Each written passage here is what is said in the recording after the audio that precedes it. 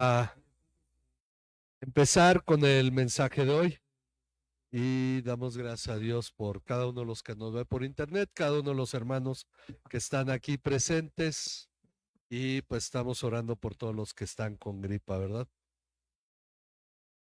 Vamos hoy a empezar lo que es a partir de este domingo, 5 domingos, a ver la primera carta a los tesalonicenses. Vamos a estudiar esta primera carta, una carta muy interesante. De pronto vemos temas que destacan sobre escatología en Primera Tesalonicenses, pero vamos a ir viendo poco a poco, buscando comprender cada aspecto de la carta, de tal manera que nos pueda dar el panorama correcto cuando llegamos a los pasajes escatológicos, ¿verdad? Y poder comprender sobre lo que en realidad Dios nos está hablando a través de ellos. Hoy lo que vamos a ver es un testimonio o una fe ejemplar. ¿Qué es lo que conforma un testimonio que pueda ser ejemplo? Un testimonio que pueda realmente llamar la atención de la vida de las personas, mostrarles lo que ha hecho Cristo en nosotros. Bueno, empezamos con la carta, primero el saludo. Pablo, Silvano y Timoteo a la iglesia de los tesalonicenses. Hay una cosa, una característica interesante. Pablo cuando escribe una carta, generalmente lo pone también a nombre de otros hermanos. Si ustedes empiezan a ver las dedicatorias, algunas de las cartas, no todas, pero algunas, van con saludo de parte de varios hermanos. Una de las cosas que hacen estas cartas es mostrarnos la relación que había entre los creyentes de las diferentes ciudades en aquel tiempo. En este caso, Pablo, el hermano Silvano y Timoteo escriben a la carta de los tesalonicenses. Ahora, ¿dónde queda Tesalónica, que es la ciudad a donde Pablo está escribiendo?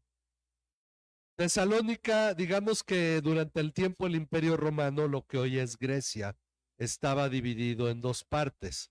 La parte norte era llamada Macedonia, de donde venía Alejandro Magno, su padre Filipo, y bueno, esta parte que hoy en día está constituido por una parte de Grecia llamada Macedonia y un país independiente que se llama Macedonia del Norte, y por la parte sur, esto hasta llegar al mar Egeo, y luego hay una península que como ya le hicieron un canal, pues casi la convirtieron en isla, ¿verdad?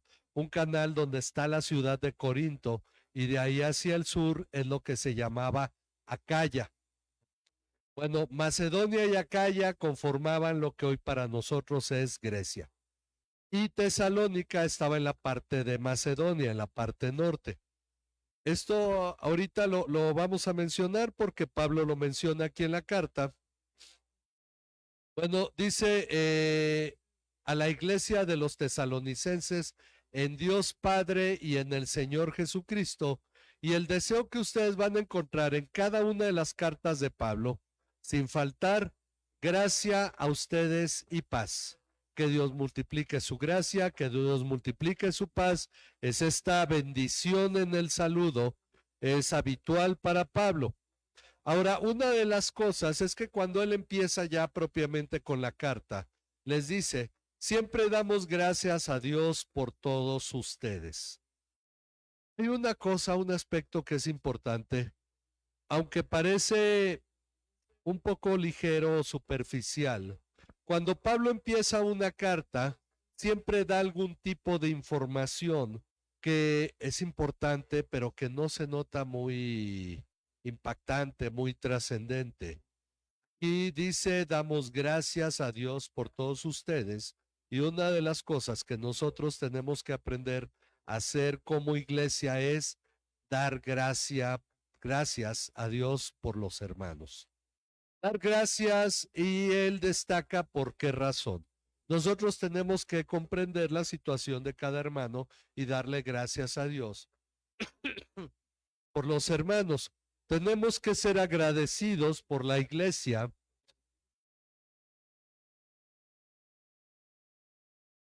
Siempre de la mano la palabra fe con la palabra obra. ¿Por qué? Porque una fe que no produce obras no es real. Santiago dice es una fe muerta. Si alguien dice yo creo en Dios, pero no ora, no lee la Biblia, no lo comparte, es decir, no hay obras que pongan de manifiesto esa fe, pues es que esa fe en realidad no está, no es real. La fe se manifiesta en lo que hacemos. Esa es una cuestión. ¿Cuánta gente no dice, no, sí, yo sí creo en Dios? Y luego van para que les lean la mano, las cartas, etcétera. Bueno, sus obras demuestran qué tipo de fe tienen.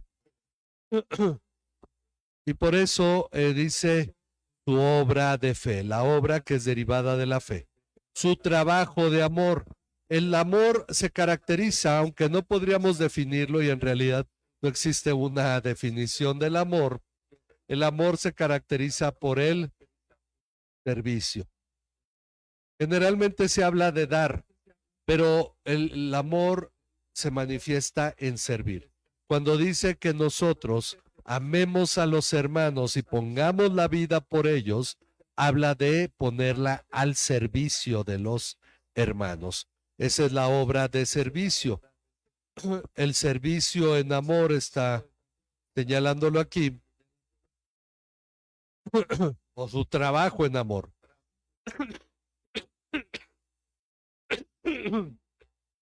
Y dice, y la firmeza de su esperanza en nuestro Señor Jesucristo. La esperanza debe ser firme porque no puede ir de la mano con la duda. ¿Y será que sí? ¿Y si en verdad Cristo nos va a llevar a la eternidad? ¿Sí estará preparando un lugar para nosotros? Porque cuando nos muramos tenemos que tener un lugar a donde llegar. Y entonces nosotros debemos tener una esperanza firme. Ahora, la esperanza y la fe, decimos, van juntas, pero la esperanza es lo que nos motiva y nos ayuda a salir adelante. ¿Por qué una persona va a trabajar, entra temprano, se desgasta? Tiene una esperanza cuando llega la quincena, porque voy a recibir un pago y entonces trabaja en base a la esperanza. ¿Por qué el cristiano vive, y este es un punto importante, por qué vivir como cristianos en un mundo que se opone al cristianismo? A lo mejor no abiertamente, pero muchas de las cosas que el mundo ofrece en realidad tienen como objetivo apagar la vida espiritual de las personas, porque el entretenimiento, la seducción del mundo ha matado más cristianos que la persecución. Entonces, ¿por qué vivir luchando como cristianos en medio de este mundo? Porque tenemos una esperanza. Cristo va a volver. Hay vida eterna y vivimos fortalecidos por la esperanza y tenemos que tener esta esperanza firme. Una esperanza en nuestro Señor Jesucristo. Ahora, hay una cosa interesante. El apóstol Pablo dice, versículo 4, sabemos, hermanos amados de Dios, de la elección de ustedes. Hay una cosa interesante. La palabra la elección de ustedes puede referirse a que los tesalonicenses eligieron algo. Pero lo que se está refiriendo es que los tesalonicenses son elegidos. Los tesalonicenses fueron llamados por Dios. Y él lo explica. Ellos fueron elegidos porque nuestro evangelio no vino a ustedes solamente en palabras. Un aspecto importante, el evangelio debe ser anunciado, debe ser hablado. Pero hay un aspecto importante. Cuando nosotros hablamos, en la semana vimos que Pedro fue a predicar a la casa de Cornelio. Dice que Pedro estaba predicando de Jesucristo y cuando dijo que en el nombre de Jesús hay perdón de pecados, en ese momento, ¿qué ocurrió? El Espíritu Santo cayó sobre todos los que estaban escuchando el mensaje y empezaron a hablar en lenguas. El Espíritu Santo se movió y es evidente que ellos creyeron. Pero Pedro tuvo que hablar, tuvo que predicar, dar el mensaje. Por eso en Romanos 10 nos dice, ¿cómo creerán si no hay quien les predique? Pero luego dice, ¿y cómo y cómo les predicarán si no fueren enviados? Entonces, nosotros sabemos que Pablo fue enviado por Dios, Pedro fue enviado por Dios. En el caso de la casa de Cornelio, Pedro fue mandado a traer, le llamaron para que viniera, fue y predicó y la gente creyó. En el caso de Pablo, Dios lo llevó a Tesalónica y las personas creyeron. ¿Y qué es eso? El asunto es qué tan convincente, qué tan profundo fue el mensaje de Pedro o el de Pablo. Muchos sueñan con que toda la ciudad se convierta a Cristo. Muchos piden que toda su ciudad se convierta a Cristo, que todo México se convierta a Cristo. Pero solo en la historia ha habido una ciudad completa que se ha convertido. ¿Cuál ha sido? Nínive. Bueno, y también nos dice que por ahí cuando Pedro sanó resucitó a Dorcas, todo el pueblo creyó, ¿no? Pero bueno, en el anterior habían creído cuando sanó a Eneas. Pero Nínive se convirtió toda y el mensaje, ¿cómo fue? De aquí a 40 días Nínive será destruida. Sin esperanza, sin buenas noticias, sin ánimo. Pero ¿quién está obrando detrás del mensaje? Dios.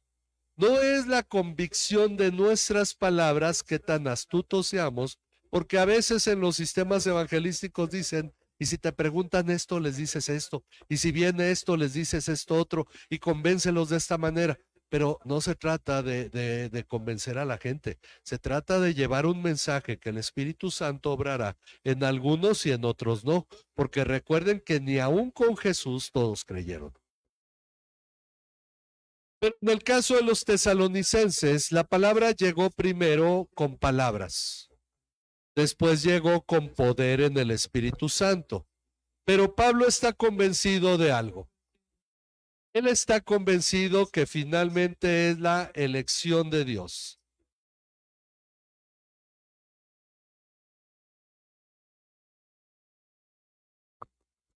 Nosotros tenemos que predicar, pero también tenemos que manifestar a Dios. Dice, nuestro evangelio no vino a ustedes solamente en palabras, sino con plena convicción, sino en poder y en el Espíritu Santo y con plena convicción. Hay una cuestión aquí importante. Cuando habla de plena convicción, él señala su propia vida, su testimonio. Dice, llegó en palabras, poder y en el Espíritu Santo y con plena convicción, como saben qué clase de personas demostramos ser entre ustedes por el amor que les tenemos. Una parte importante de la predicación es el predicador.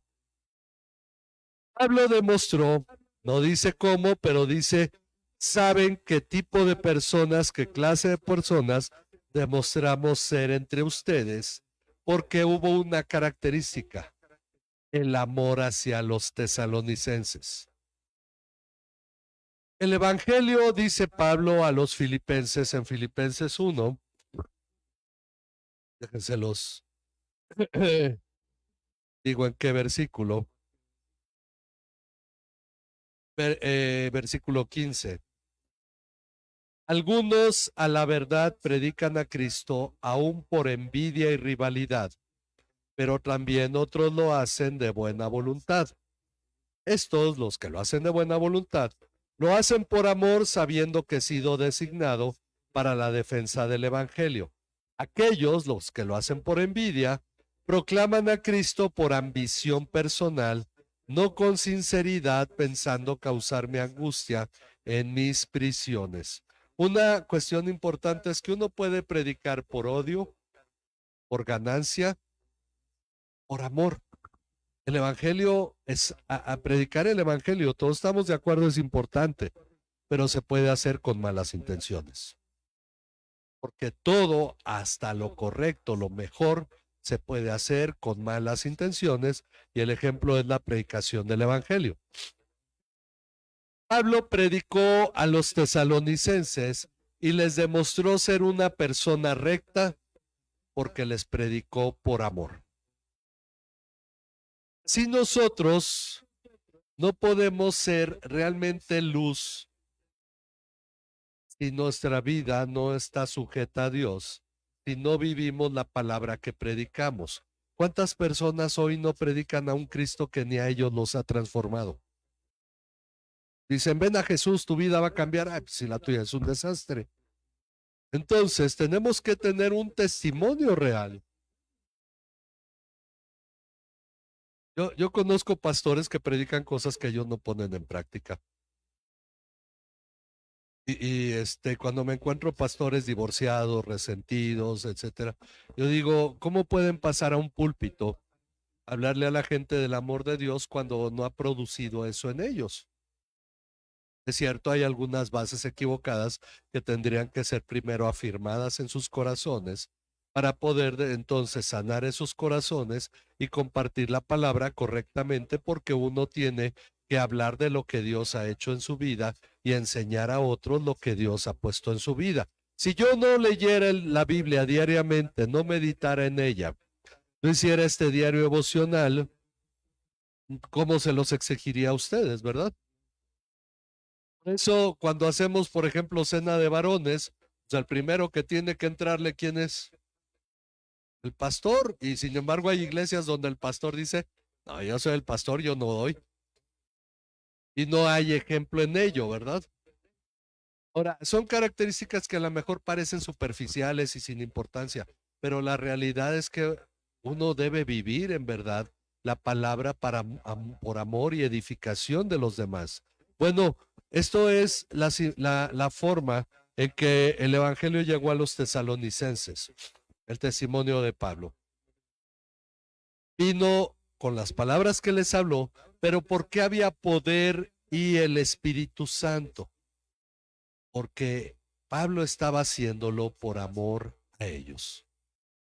Por eso dice más adelante que debemos nosotros hablar a las personas con gracia, como sazonando nuestras palabras, porque, pues sí, es cierto, podemos decirle a la gente, tú eres un vil pecador que va al infierno. Pero hay mucho desahogo de amargura muchas veces en esa predicación, en lugar de buscar que las personas reciban gracia.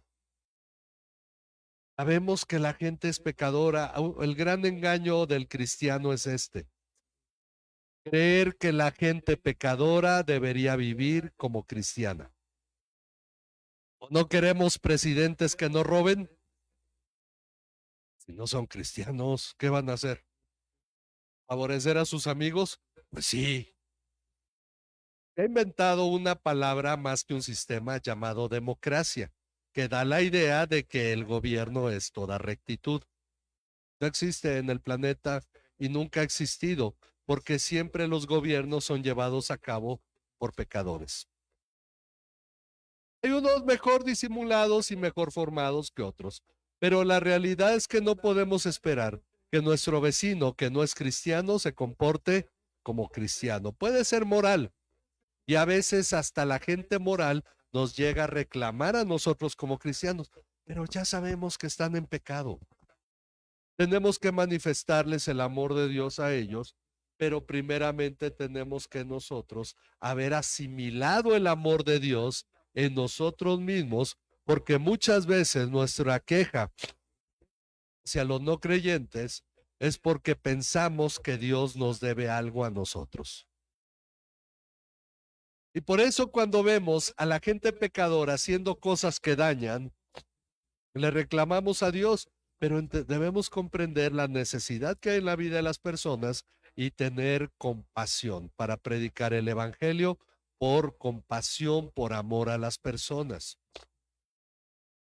Esto va de la mano con qué?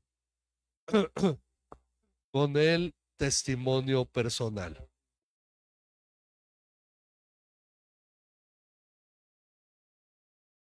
Cuando nosotros tenemos comunión con Dios y un testimonio, cuando nosotros nos apartamos de Dios, podemos esforzarnos para dar la cara de tener un testimonio, pero hay algo que va a demostrar que no lo es. La mejor forma de tener un buen testimonio es tener comunión con Dios. Meditar en su palabra todos los días y orar. Lo estamos inculcando desde pequeños. Uno diría, alguien me dijo una vez, bueno, pero es que le falta agregarle a eso el ponerla en práctica. Ok, bueno, no puedes poner en práctica porque siempre el reclamo es este. ¿De qué sirve leer la Biblia si no la van a practicar? Bueno, y si no la lees, ¿cómo la practicas? Entonces, es el asunto de decir, no podemos demeritar la búsqueda de que uno medite en la Biblia y ore, porque hay una cosa, el que va a estar obrando en ello es el Espíritu de Dios. Porque lo que está cambiando en nuestras vidas es nuestra manera de pensar. Miren, hoy en la mañana comentaba esto con el grupo. Ustedes saben que cuando uno le da gripa lo mandan a descansar y descansar, bueno, depende cómo esté uno acostumbrado en su cerebro, lleva muchas veces a ponerse a pensar, a meditar, a reflexionar y entonces pensando en algunas cosas, llega uno a la conclusión, ¿qué quieren los cristianos? Pues ir a la iglesia los domingos, cantar, alabar a Dios y el resto de la semana hacer sus cosas. Cuando hay una insistencia de leer la Biblia, de vivir cada día como cristiano, cuando hay la insistencia de que tenemos que crecer, que llevar un ministerio, que tener una vida comprometida con Cristo, muchos cristianos dicen, ay, ya no me apunto. Por eso, muchas iglesias, si no tienes compromiso y está todo bien ahí, pues la gente ahí está. Pero si hay la búsqueda de un crecimiento y una transformación en la vida de la persona, a muchos no les agrada eso. Y por eso hay iglesias pequeñas, no porque esté mal la predicación de la palabra, sino porque lo que se busca no es el entretenimiento de la persona. Pero hay mucha gente que en realidad lo que quiere es entretenimiento cristiano, sin comprometerse, sin manifestar un cambio, un compromiso en su vida. Bueno, el apóstol Pablo, nosotros leemos a través de las cartas y del libro de Hechos el tipo de persona que era, como él lo dice a los tesalonicenses. Él expresaba bien estas palabras. Ya no vivo yo, mas vive Cristo en mí. Y lo que ahora vivo en la carne, lo vivo en la fe del Hijo de Dios. Miren, a muchos les gusta vivir en la ley de Moisés y tener un día para Dios, porque en el cuarto mandamiento dice, 6 días trabajarás y harás toda tu obra, o sea, tus cosas. El séptimo día es para Dios. Es más fácil decir, bueno, le guardo este día a Dios y el resto de la semana es mío. Entonces luego llega Cristo y nos habla, la palabra nos dice en Romanos, porque ninguno vive para sí, ni muere para sí, sea que vivamos o que muramos, somos del Señor. ¿Qué significa? Los 7 días ya no es para hacer tu obra, sino la obra de Dios a través de tu vida. Pero es más fácil guardarle solo un día, ¿sí o no? Este día voy a la iglesia, este día no hago esto, no hago aquello, pero el resto de la semana sí lo hago. Pero cuando viene Cristo, la palabra es, los 7 días eres de Dios. Lo vimos hace un rato en la pregunta del catecismo. Es nuestro Señor porque nos compró con su sangre. Quiere decir, somos de Él y vivimos para Él. Y esta es una de las cosas que como cristianos debemos ir comprendiendo. Vamos a ir viendo esto poco a poco en este libro, porque dice, versículo 6, ustedes llegaron a ser imitadores de nosotros y del Señor. Ahora, por eso debe haber un testimonio, porque la gente va a imitar. y los tesalonicenses imitaron a Pablo. Y el asunto es que cuando damos, miren, ¿cuántos padres no viven bajo el concepto de los fariseos? Como dijo Jesús, lo que les digan que hagan, háganlo, pero no hagan lo que ellos hacen. Y entonces los papás quieren que el hijo haga lo que el padre le dice, pero no que haga lo que el padre hace. Y la verdad es que a los hijos se les educa principalmente con el ejemplo. Las costumbres que se les establecen es por el ejemplo, porque si el padre es gritón, regañón, el hijo va a ser contestón. El ejemplo siempre es algo que va a manifestarse en la manera en que nosotros impactamos a otros. La manera en que vivimos nuestra relación con Dios va a impactar la vida de las personas a las que les compartimos el Evangelio de Cristo. Si a mí Dios me ha calmado, me ha transformado, me ha dado paz, y yo comparto el Evangelio en esa paz, pues las personas que lo escuchen van a encontrar también paz en el Evangelio. Pero hay gente que en el Evangelio lo que encuentra es como una forma de explotar espiritualmente, de regañar a otros y decirles que están mal. Y cuando las personas que escuchan el Evangelio a través de ellos lo comparten, hacen lo mismo. Yo fui a una iglesia de un pastor chido donde todos los jóvenes eran chidos. Así casi hablaban, ¿no? Y me contaron de cómo el pastor se agarró a golpes un vecino cuando tuvieron una velada de oración y pues la alabanza a Dios y todo, salió el vecino a reclamarles, salió el pastor a pelearse, se agarraron a golpes en la calle y el pastor ganó y te lo compartían bien contigo y eso que estaban orando, adorando a Dios, ¿no? Entonces, y los chavos eran agresivos. No deberías venir a nuestra iglesia, esta sí es iglesia, la tuya no. O sea, cosas de ese tipo. ¿Por qué? Porque impacta ese tipo de cosas. Ahora eso a veces me preocupa, ¿no?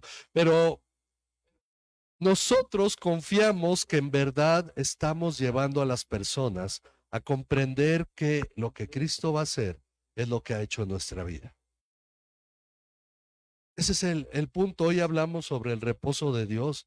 Un cristiano que vive en el reposo de Dios tiene mucho que compartir acerca de Cristo a las demás personas. Bueno, ellos llegaron a ser imitadores de Pablo, Silvano, Timoteo, de todos los que apoyan a Pablo. Por eso habla en plural de nosotros y del Señor.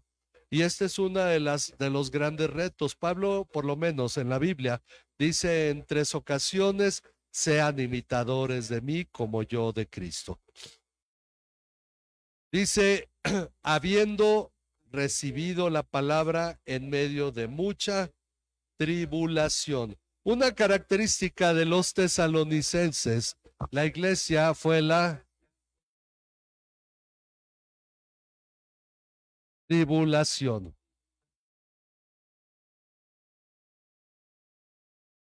Bueno, recuerden que cuando Pablo fue a Tesalónica a predicar, los judíos se alocaron y por eso lo tuvieron que llevar a Berea.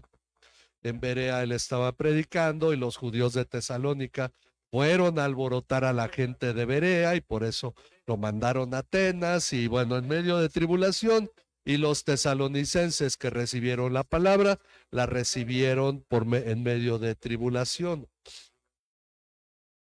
Dice, pero además de tribulación, una cuestión interesante, con gozo. ¿Quién puede tener gozo en medio de los problemas?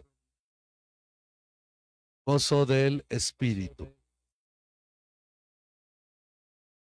Como dice Santiago, hermanos, considérense con el mayor de los gozos cuando se encuentren en medio de pruebas. Nosotros debemos ser gozosos en la tribulación. Ahora, el término tribulación, también Jesús dice, en el mundo tendrán aflicción, la palabra ahí es tribulación. En el mundo hay tribulación, pero confíen, yo he vencido al mundo.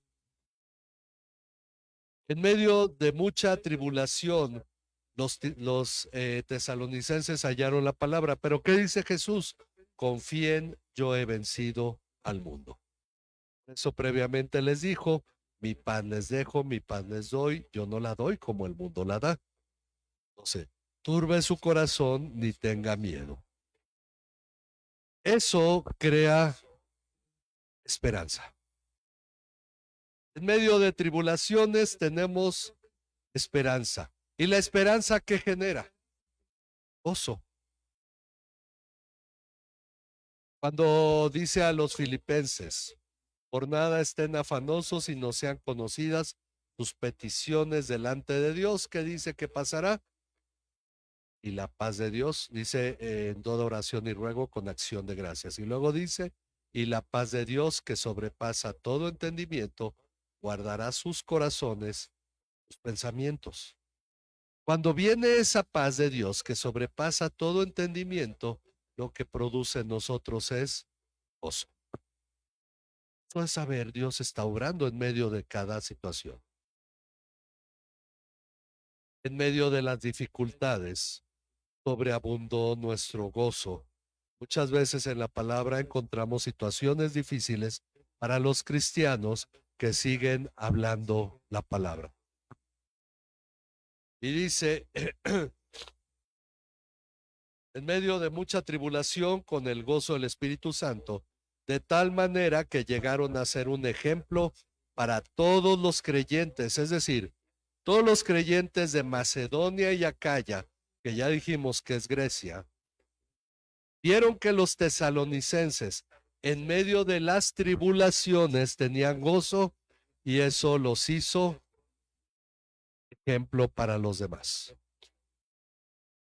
Pablo da este testimonio.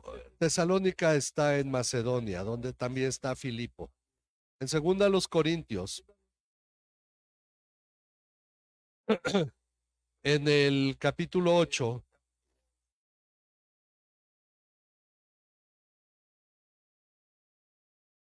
dice, ahora hermanos, les damos a conocer la gracia de Dios que ha sido dada en las iglesias de Macedonia, la de Filipos y la de Tesalónica sobre todo. Pues en medio de una gran prueba de aflicción que ocurrió, abundó su gozo.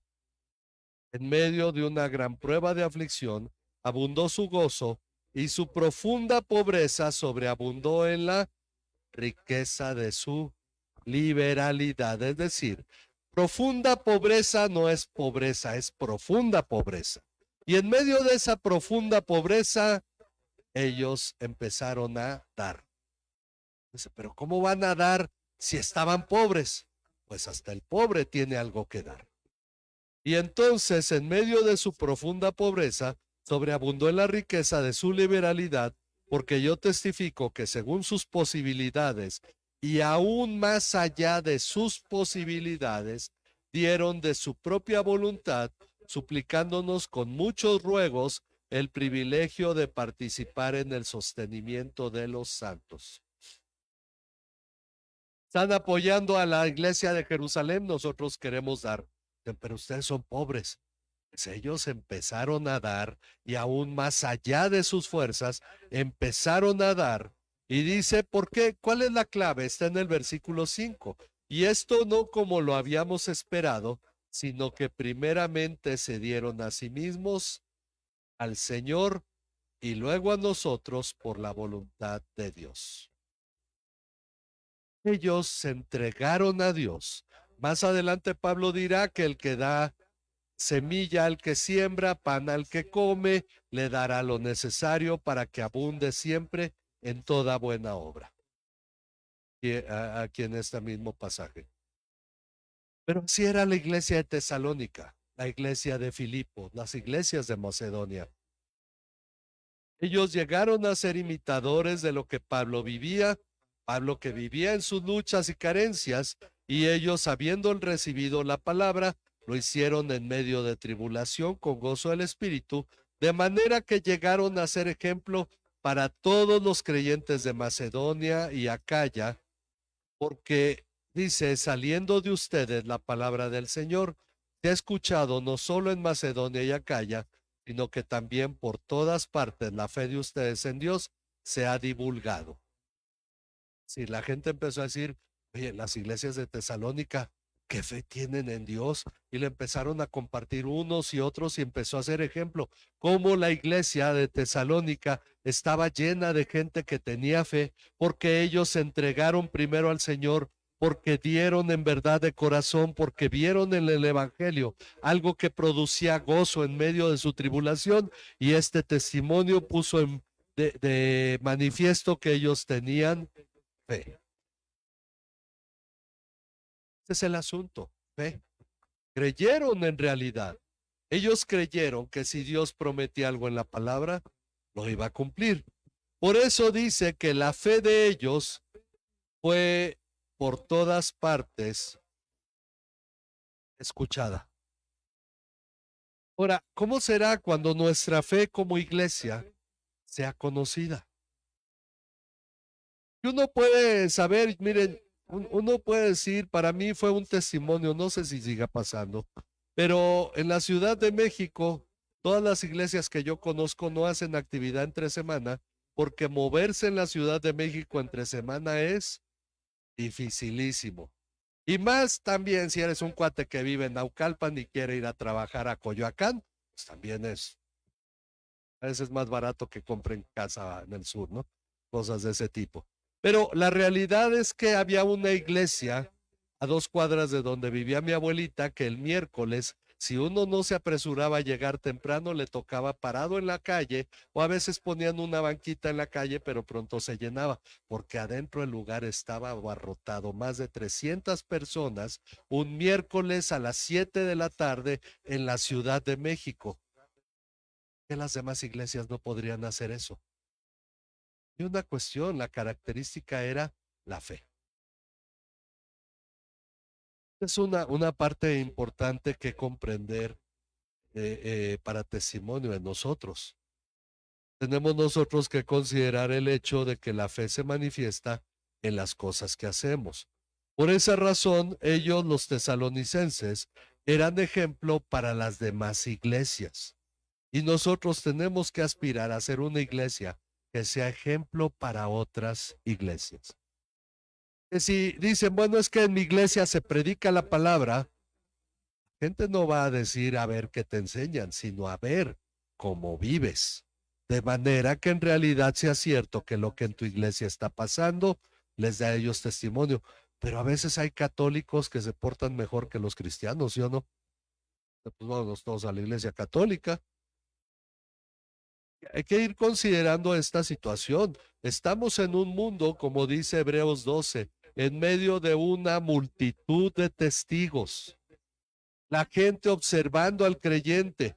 Es más, ¿han visto esos memes que dicen, Paul Sartre viéndote como que hay gente que piensa y no y sí existe, o cosas así, ¿no? Que agarran los dichos. Bueno, es como si la gente de Hebreos 11 estuviera viéndote a ti diciendo, oye, yo me mantuve en el evangelio con mucho más dificultades que tú. Me mantuve fiel a Dios en medio de persecución, de hambre, de peligros, de espada, de animales, de todo. Bueno, esa es la multitud de testigos que tenemos nosotros por delante. Y uno vacilando a veces en su fe en Cristo. Bueno, la gente por un lado, los no creyentes se observan, por el otro lado te observan los demás creyentes. Y ya no digamos, nos observan los ángeles, nos observan los demonios. Dios observándonos por encima de todos los demás. ¿Cómo debemos vivir en este mundo? Porque la fe de los tesalonicenses a nosotros nos llega a poner, como dice ese dicho, la vara alta. Dijéramos, bueno, todas las iglesias en el primer problema decían, no, ya no seguimos a Cristo, pues entonces tenemos una vara baja, ¿no? Bueno, primer problema, está haciendo frío, hoy no voy a la iglesia y ya tengo un pretexto, porque en la Biblia así eran los cristianos, pero de pronto nos ponen ejemplos de que los cristianos aguantaron pero de todo por amor a Cristo. Por esa razón, dice Pablo, de modo que nosotros no tenemos necesidad de decir nada. El testimonio habla solo. Dice, pues ellos mismos, la gente de las otras iglesias que ha oído los tesalonicenses, ellos mismos cuentan acerca de nosotros, de Pablo y sus compañeros, de la acogida, el recibimiento que tuvimos por parte de ustedes y de cómo se convirtieron de los ídolos a Dios para servir al Dios vivo y verdadero. La gente dijo, en Tesalónica eran bien idólatras y se convirtieron a Cristo. Era el testimonio que las demás iglesias estaban hablando. Generalmente vemos testimonios como el de la iglesia de la Odisea. ¿Cómo era la iglesia de la Odisea? Siempre que digo este nombre me acuerdo de Odisea Burbujas, porque los domingos antes de irnos a la iglesia, ya estoy viejo, ¿no? Porque no sé si los conoció una pistachón zigzag, ¿verdad? A lo mejor nomás por el testimonio. Bueno, pero la iglesia de la Odisea, ¿cuál era su característica? Y en Apocalipsis 3, iglesia tibia, porque muchos, bueno, como no era fría ni caliente, le dijo Jesús, te vomitaré de mi boca. Ok, vemos malos ejemplos de iglesias, pero en la iglesia de Tesalónica tenemos un buen ejemplo. Sí. Una fe ejemplar que nos llega a nosotros. Los tesalonicenses se convirtieron de los ídolos a Dios para servir al Dios vivo y verdadero, para estas cosas. Se convirtieron, ok, y aquí vamos a ir aprendiendo este testimonio. Convirtieron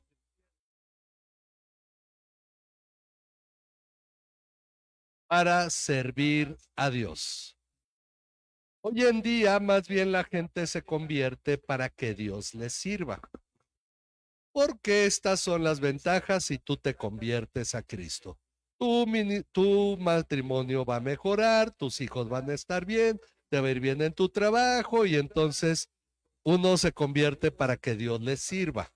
En muchas formas, ese es el evangelio que se ha predicado. Bueno, los tesalonicenses no se convirtieron para que Dios les sirviera o por los beneficios que Dios les ofrecía, porque Dios no está en campaña. Ellos se convirtieron para servir a Dios, al Dios vivo, de hecho dice, al Dios vivo y verdadero. Y se convirtieron para esperar de los cielos a su Hijo.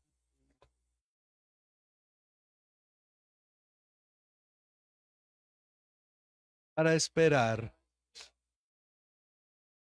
vamos a ponerle la segunda venida de Cristo. ¿Cuántos viven para eso? ¿Cuántos viven en realidad pensando, no, yo tengo que prepararme porque un día Cristo va a volver? Es la parte en la que cambia mucho de cómo es el mundo. Y tú volteas y ves el mundo entonces como algo temporal. Se va a acabar. Un día todo esto a nuestro alrededor va a dejar de ser. Yo tengo que estar listo para ese día que Cristo vuelva. Ellos se convirtieron para servir al Dios vivo y verdadero y se convirtieron para esperar de los cielos a Jesucristo, al cual resucitó de entre los muertos, es decir, a Jesús, a quien nos libra de la ira venidera. Un aspecto importante, el que dedicaremos después su tiempo, pero esto es más como una consecuencia, haber sido librados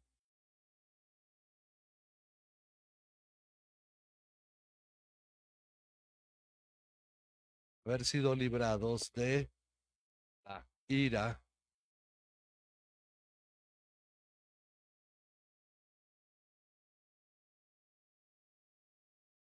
Cuando uno entiende el evangelio correctamente y entiende que la salvación ha sido por gracia y que ha sido elección de Dios y no nuestra, que muchos creyentes piensan que su salvación fue elección de ellos. Pero cuando uno entiende que la elección fue de Dios, en el ejercicio de su voluntad, Él nos hizo nacer, dice Santiago 1:18, nos hizo nacer por la palabra de verdad. Uno puede decir, Dios pudo haber llamado a la persona que estaba al lado de mí, pero me llamó a mí. La otra persona que Dios no llamó sufrirá la ira venidera porque vive de acuerdo a su pecado y recibirá el justo pago por su pecado en el momento que Dios lo determine, pero tú no. Tú no vas a recibir el justo pago por tu pecado. Por lo tanto, podemos decir eso es la gracia de Dios. Vimos también hace un rato en la pregunta del catecismo. Nuestro pecado fue pagado. Jesús pagó y ofreció su vida en sacrificio para pagar nuestro pecado, dejar saldada nuestra deuda con Dios de tal manera que nosotros no hemos de experimentar la ira venidera de Dios. Y la ira venidera no son 3 años y medio y meter una confusión escatológica. La ira venidera es un lago de fuego y azufre que arde por la eternidad. Y de eso fuimos librados. Digo, porque todos los tesalonicenses ya se murieron y hasta los pecadores, ¿no? Entonces se libraron de la gran tribulación. Estamos hablando de un momento escatológico, como a muchos seguramente les han enseñado. No, la ira venidera es el castigo eterno y nosotros hemos sido librados por el sacrificio de Cristo de experimentar ese castigo eterno. Entonces, el punto es cómo deberíamos de vivir. Hemos sido objeto de esta gracia de Dios. Vamos a dejar esta meditación aquí y para que la gripa también me deje terminar. Pero la próxima semana estaremos estudiando el capítulo 2. Gracias, gracias. Confiando ya no tener gripa la próxima semana, con el favor de Dios. Y estaremos continuando con el segundo capítulo de esta carta, de este testimonio, y por qué Pablo da gracias a los tesalonicenses. Vamos a orar. Padre que moras en los cielos, te damos muchas gracias por concedernos tu amor, tu bondad, tu misericordia, Señor, sobre todo, Padre, la vida eterna. Y confiamos, Padre, que nuestra fe pueda en verdad llegar a ser testimonio. De tal manera, Padre, que nuestra forma en que vivimos sea la que hable a los demás, Señor. Sea tu gracia y tu bondad sobre la vida de cada uno. Trae sanidad a cada uno de los hermanos que ahora están enfermos de gripa, Señor, a cada uno de los que están enfermos de otras dolencias, Señor. Y sea tu misericordia sobre nosotros.